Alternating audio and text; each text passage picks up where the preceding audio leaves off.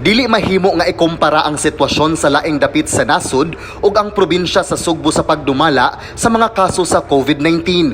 Mao kini ang gitataw ni Bukalred Duterte nga unta ikonsidera ni Presidente Rodrigo Roa Duterte ang iyang desisyon nga usalang ka pulisiya ang angayan sundon sa tibuok nasud. Apan matod sa pag-umangkon sa presidente nga board member sa 5th Distrito dinhi sa Sugbo, dili kini angayan kay lain-lain ang sitwasyon o kahimtang sa matag probinsya. I hope that the president will realize that a whole nation approach or one policy for the entire country for us will not work.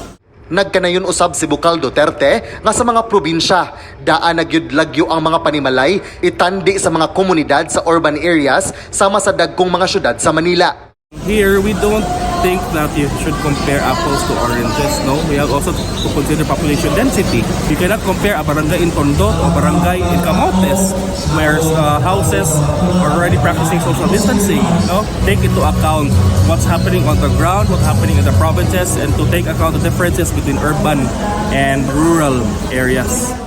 Human sa special session nga gitambungan sa mga opisyalis sa IATF nga gipanguluhan nila ni Health Secretary Francisco Duque III kinsa mao'y chairman sa IATF o Cabinet Secretary Carlo Nograles nga co-chair usab sa IATF nang hinaot ang Hunta Probinsyal nga unta ablihan ang panghuna-huna sa mga miyembro sa IATF kay tataw nga maayo pagkadumala sa Sugbo ang mga kaso sa COVID dinhi. The governor, together with the vice governor and kami mga board members, we believe that whatever is best for Cebu is what we will follow.